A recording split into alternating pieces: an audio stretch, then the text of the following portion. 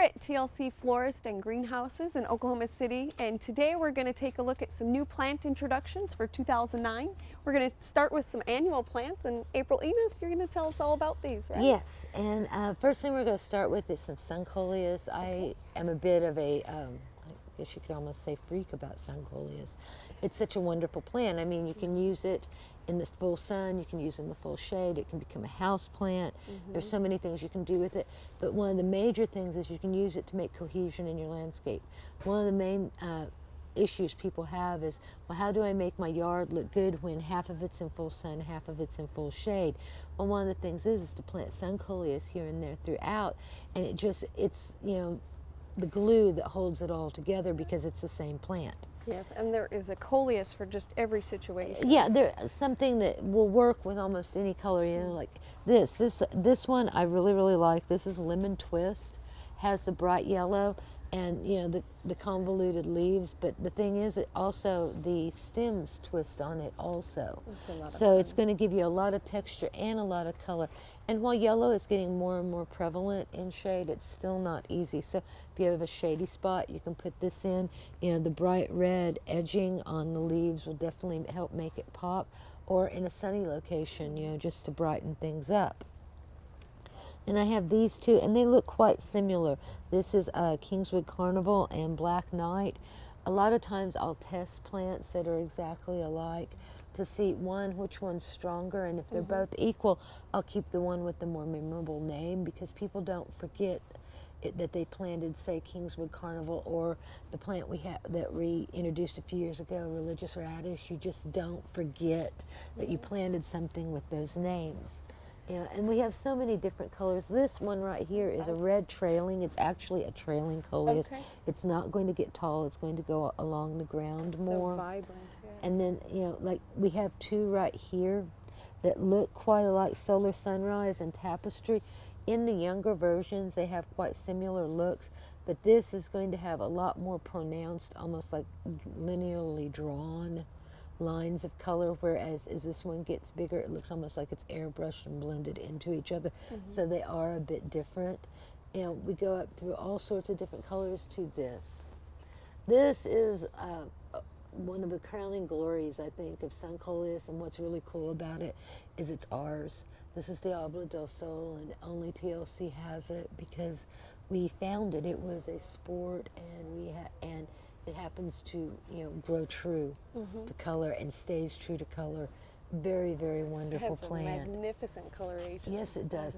And, you know, and the more sun that you put sun coleuses in, the brighter their colors. So if you're going for a shady location, go for something that's going to be bright naturally, you know, like the splash or the yellows or something like that, something with a lot of yellow or a lot of pink in it naturally. The darker colors tend to fade out into, you know, when they don't have enough light. So, you know, just be careful what you choose for shade, or, you know, and they work really, really well. I know, they're perennial. Gaillardias are. This is a Gallo series. But the reason I have them over here, and one of the reasons we chose to grow them, is they work so well in pots. They don't get as big as a lot of the other Gaillardias, and they tend to bloom a lot more. And then I love, you know, all Gaillardias form a pom-pom. Theirs is spectacular, and it looks almost as good as the flower itself when they're getting ready to go to seed. These are also cleaning. They do, you know, you don't have to go out and deadhead them, and they keep blooming. So, and you can do wonderful things with them. You know, they're double duty. You take them out, put them in the ground in fall, or put your pot in the garage and then put it back out in the spring, and you'll have your plants already established in them. It's a lot of color here. Yes, so beautiful. This is the Patina series of Ageratum. We did Delft last year just to try it out, and also because, you know, looking at that in a picture, I couldn't not try it. Yeah, but it did so well that we added in the burgundy and the white, and they just give a ton of color. And Ageratum's really wonderful, and you can put it in a moist spot that you can't put a lot of other annuals in. It doesn't mind a little moisture, and they're just really, really great, and they give such a big pop of color. You have some really vibrant lobelias. Yes, this is the Techno series, and specifically the Techno Heat series. This is the medium blue, and this is Techno Heat Upright Dark Blue. Now, understand upright is relative when you're talking to lobelias because they're never just going to stand straight up like a tree. They like to sort of, ramble. They like to ramble. But the true blue with the dark blue and the medium blue, we also have a lighter blue that was not cooperating with any blooms at all, so we had to leave it back in the houses. But they're really, wonderful introduction for this year. In talking about more blues, I have the Cathedral series of salvia. I mean, light blue, dark blue, white. Salvia blooms in the heat, but this has been blooming in the cool. It's basically a daily length neutral Farinaceae, heavy bloomer all summer. I mean, salvias love heat. The more heat it can get, the better it's going to bloom. Has real sturdy stems. Very yes, upright, it's lovely. Now, lantana's been in the gardening industry for years. It goes in and out of favor. It's going strong right now.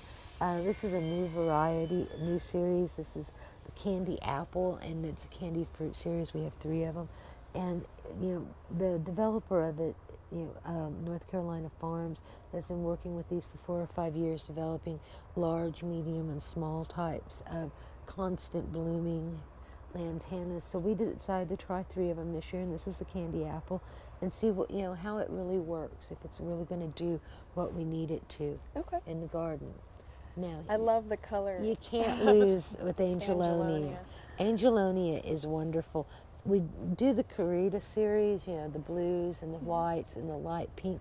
This is raspberry, and I know a lot of people think the camera lies about colors, but it doesn't, because one of the things that I find amazing is the color of the picture matches the color of the flower, and it really is that deep, vibrant pink. I saw this from probably about 60, 70 feet away in a madhouse at the Ohio Growers Conference, and went over and looked at it, and then saw who it was from, and didn't have a piece of paper handy, and wrote its name down on my hand, went back to my hotel room and called our supplier going, why have I not heard about this? Why am I seeing this? I have to have this. I want this next year. It's remarkable. I just love it. Now, calabricoas. Everybody has been doing calabricoas for years. They love them. And they have finally come out with a true double calabricoa. This is the Mini Famous. This is Mini Famous Pink, and I'm sorry it's a little bit cold damage because it's growing outside. Then we have the Mini Famous Yellow. There's also a blue, but of course the blue's not cooperating. It's not flowering yet, so I didn't bring out the green plant for you. Now, here I did bring out a green plant, and this is the Coreopsis, the Lime Rock series. Lime Rock Ruby came out a few years ago, and everybody was disappointed because it wasn't perennial, but it is a really excellent annual Coreopsis for in pots or in your garden, however you want to use it. And they have 2 new, colors. The bronzing of the foliage is beautiful, but we have the Passion, which is a beautiful pink. But then we also have Lime Rock Dream, which is just, it's a sunrise color. I mean, I can't wait. I'm going to put this in some of my sun pots. And I think I'm going to try pulling the pots in the garage and see if I can get it to overwinter in the garage when it goes dormant. And the red foliage certainly adds a lot to that as well. Color in foliage is excellent, because even if it quits blooming for a week or 2, which some plants do in the heat of summer, or they just do because they need a little bit of a rest, wonderful texture and color from the foliage. And last but not least is a foliage plant. While this will bloom some small insignificant white flowers, this is potato vine. It's it is selenium. It is a wonderful plant. It's going to give you excellent texture and color in your pots. It's what I like to call an accessory plant. It's one of the things that you use to finish your pots off. A lot of people add spikes or they'll add ivy. I prefer to add something that's just a little bit different. Yes. And give that a little extra punch to your pots. It has a great coloration that'll really liven up the container as well. Yes, it will. Well, we're going to be adding some of these to our new plant garden. I'm excited to see how well they perform for us. Yes, at the studio. and I'd love to hear about it too. Thank you, April. Thank you.